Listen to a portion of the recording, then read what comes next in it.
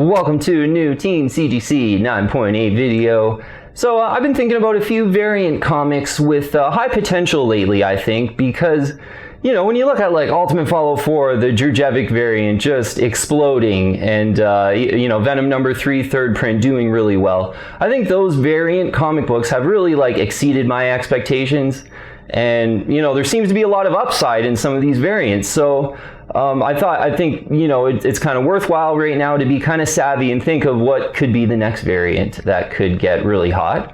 So ended up coming up with a list of 4 CGC 9.8 variant 9.8s that haven't really exploded yet, and, you know, maybe for like 2 of them you can maybe make the case that they have exploded, but I still think there's some upside given, yeah, the real big upside that we've seen in some of these variant comic books. So let's get right into the list here. First one I mentioned on the last video, and I think it's worth mentioning again here because I think the timing's pretty good to buy this one. It's Thor No. 1 from 2014. So we'll focus on the Ribic variant of Thor No. 1 here.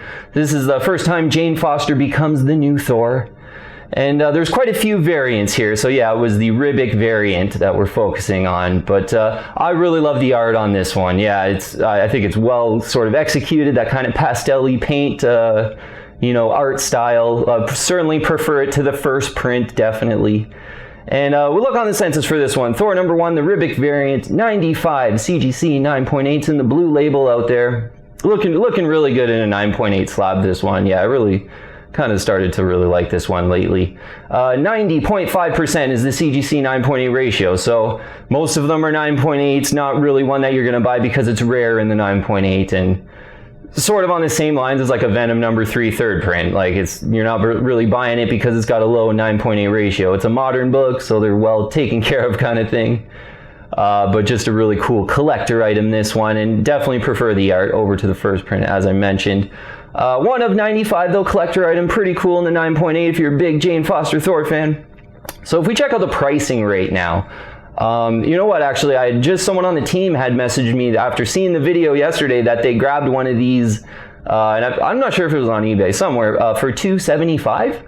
So that's a fantastic price. The one we documented on a auction on yesterday's video went for $355. So someone on the team grabbing a 9.8 in a new case, it was too, for $275 is a great stab, I think. And yeah, so I think, you know, until this next Lady Thor movie comes out next year, I think it's late next year, you're probably gonna have some pretty decent lulls on this one to pick away. And I mean, this one, it's really cool. I think it does kind of stand out from all the other variants. That's maybe a negative for this one, is there's a lot of other variants. I looked on the census, there's like a ton of other variants that I'm really not too familiar with, but I think this one does stand out. And you know, you grab it maybe right now anywhere from $275 to kind of $350 to $400, maybe the higher end of the range. I could really see this, if that Lady Thor movie does really good, kicking over easy over $500. You know, some of these variants are just pretty expensive, so maybe this could reach that level of, like, you know, being $800 or something in the 9.8 during that Lady Thor movie coming out later next year. So Thor No. 1, really cool cover if you're a Jane Foster Thor fan, and this one's tempting me. Just yeah, I think, you know, first time Jane Foster becomes the new Thor is kind of a big first appearance. Yeah, first Lady Thor certainly kind of goes hand in hand with, like, you know, first Spider-Gwen and things like that. I think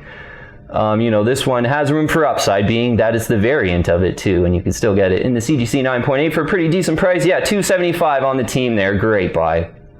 All right, next one here is a Teenage Mutant Ninja Turtles number 95, and I want to talk about the San Diego Comic Con edition, because I got the one here, it's a Comics and Ponies variant or edition here, and Kevin Eastman art on this one. I really like this sort of simple concept of just having Jennika on the cover, like sort of with her blood transfused. That's how she became the new Ninja Turtle kind of thing.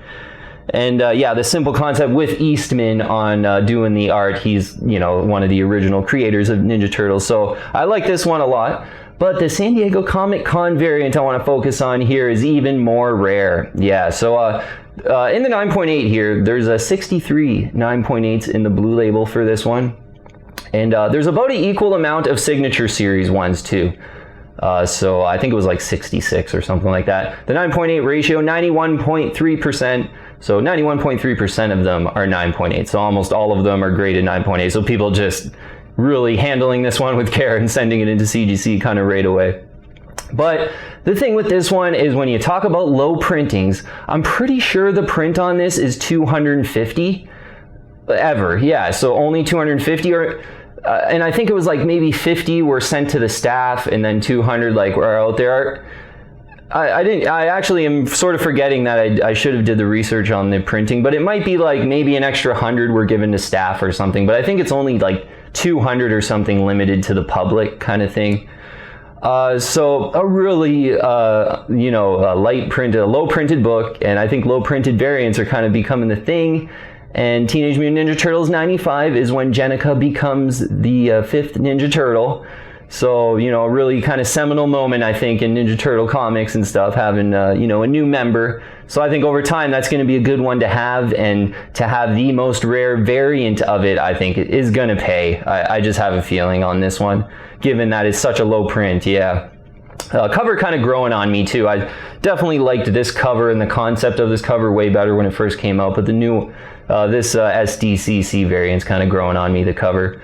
Talk about price for this one. Yeah, interesting. There hadn't been too many selling lately for like what I would consider kind of a fair price. Like the last few that I've sold, I think were mostly like signature series books, and you know, over $600 they were. Yeah, I think one was even over $700.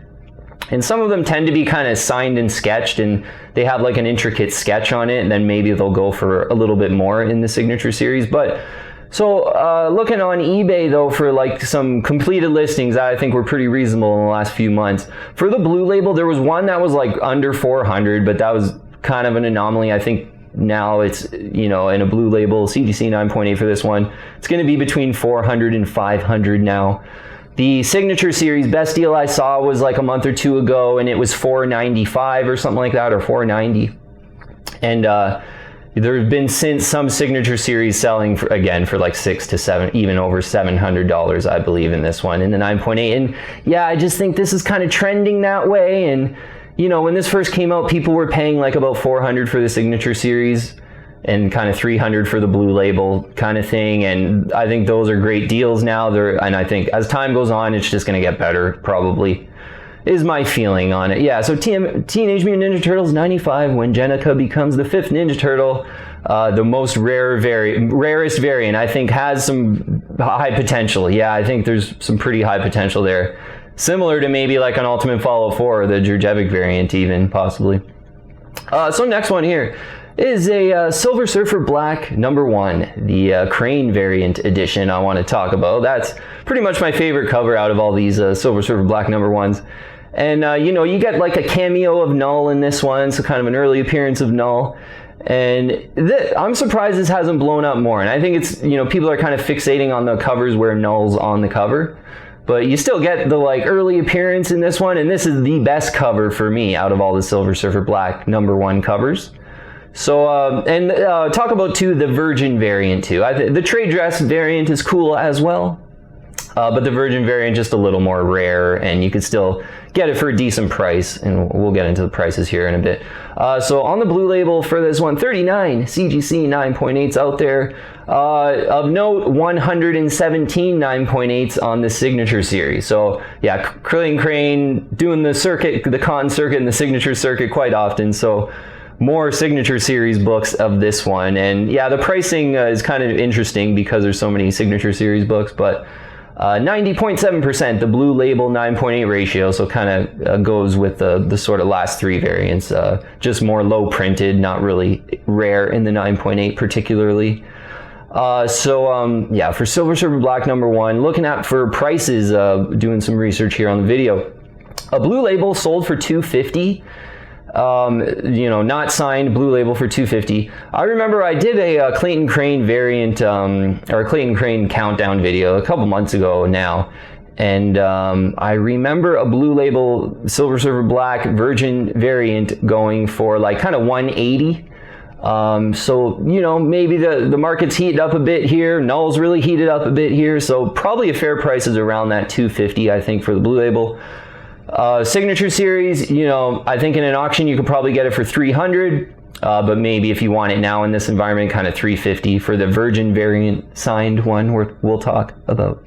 A little bit less for the trade dress variant, where you get kind of silver, silver, black, and that might be worth it if you're maybe on a little bit more of a budget, because yeah, it's just great cover. Yeah, this is, I think, a well executed, kind of simple but just really cool cover. And yeah, with the cameo and Knull, it's kind of a way to sort of buy a cool Knull book without having to pay $800 for the third print, or like, what was it, $400 for the first print. That one's going for almost $400 now in an auction that one went for. So silver, silver, black is one to consider with some pretty high potential, I would say. Yeah, just so cool. I can see that one being collected over time for sure. All right, last one here, and I had that caveat at the beginning of the video, like most of these haven't exploded. Well, this one I kind of feel sort of has exploded, but I still want to recommend it. It's Darth Vader number 3, the 1 of 25 variant, I guess it is, with Darth Vader on the cover, kind of rescuing Aphra, I guess. With that classic image of him kind of, you know, with the helping hand, I guess. In this variant edition in the CGC 9.8 on the Census has a 238 CGC 9.8s, compared to over 1,000 for like the first print of this one in the 9.8. So what I really like about this variant too is it's the only variant to Darth Vader 3. So like with that Thor number 1, which was the first one we talked about, there's like, I think it's like 8 variants on the Census. Like there's just variant after variant. Like I had to scroll down like for a while to find this Ribic variant. But for Darth Vader 3, there's the first print and then there's this variant. And I think that's, you know, that could work out quite well for this book over time, because, you know, just less to collect. So it's like if you want the best, there's only the one variant basically. So 9.8 ratio, 52.1%. So this one's a little bit lower on the 9.8 ratio too, with more being graded, more popular, but yeah, a little more, you like to see that, like a little more than half of them are 9.8s that are graded, but for a modern book, that's not too bad, and certainly better than kind of 90%, which were all the other ones. So yeah, and mentioning for, you know, this one did maybe kind of blow up, and we had documented a couple, maybe a month or two ago on price videos that it was like $510, $525, like these were going for. Now a lot are selling for kind of $750. Yeah, I think that's a decent price right now. I think a couple of people, I think maybe someone let me know they paid, it was like maybe $810 or something like that. So yeah, this one is sort of heating up in price, but I think with this one on a high potential variant list, and of, you know, a book that hasn't really relatively exploded that much, I think if Dr. Aphra comes out in like a Star Wars video or a video game or a movie or something like that, or a show, yeah, this has, I'm not going to say the Ultimate Follow Forge or Ribic potential, but this has potential to, I think, get over $1,000 and sort of, you know, be there over $1,000, because everyone will just sort of have the Aphra fever, sort of like how people have the Miles Morales fever. Yeah, that Ribic variant, I think it's like a couple sales went for $8,000, maybe $9,000 in the CGC 9.8 white pages for the Ultimate Follow Forward Ribic variant. So that's the ultimate potential. But yeah, I think Darth Vader 3, a couple positives, and if the character gets a big push, I could see this still much higher than it is now, even at $700 to $800. But maybe in the short term, you could certainly see a lull, because yeah, it's very unlikely that there'll be like an imminent Dr. Aphra movie, or, you know, I think the rumors are going to swirl for another year or 2 or 3, who knows. And I think Ahsoka Tano is sort of the recent rumor that has kind of taken off, definitely, and this might have that ultimate potential of, yeah, maybe the Star Wars Clone Wars #1 first Ahsoka Tano is a good book to maybe compare this to, you know, maybe the ultimate potential of this book could be that book, because yeah, that one's done really well too. So all right, a short list of 4 here. I'll have the list in the description below if you wanted to get the list a little bit quicker. Yeah, so, you know, concluding up, usually I go top picks kind of, but to be honest, like, I think all of them are kind of top picks in themselves, and doing a bit of a shorter list. These are like really, like, I wanted to think, because variants are really hot right now and there's a lot of hot variants. So I was really wanting to think, like, what are, like, maybe some not super hot variants, but they do have that potential that, you know, when the promo picks up, certainly that Thor one, I think, is a good example. Certainly Jennika, like, nobody's really talking too much about Jennika, no movie or animated movie or anything like that. So more promo in the future possibly for that too. But yeah, I just think all of these do have pretty high potential, and yeah, I think, you know, I wanted to identify a short list of variants that did have high potential, but that didn't maybe explode yet. So, all right, yeah, you know what? I think that'll be it for the video today. And if you haven't already, I would invite you to join the team and subscribe to Team CGC 9.8. Yeah, I'd love to have you on our comic book collecting and comic book investing team. Hit the bell to get all the video notifications too, and add me on Instagram and Twitter as well. Yeah, if you did want to send me a message too, message me on Instagram, probably the easiest way to get a hold of me. All right, a short list here of you for you variant hunters out there, and yeah, I don't have any of these too. Like, I think they're all so buyable. I think, you know, Silver Surfer Black, such a cool cover. First Jennika, the SDC variant, would just fit right into my collection. So they're all so tempting. Couldn't even come up with a top picks to kind of highlight one or two. Okay, thank you very much for watching. Really appreciate all the support from the team again. Yeah, really do. And great conversations on Instagram too. If you do want to message me on Instagram again, feel free to. All right, thanks again for watching. I'll see you on the next one.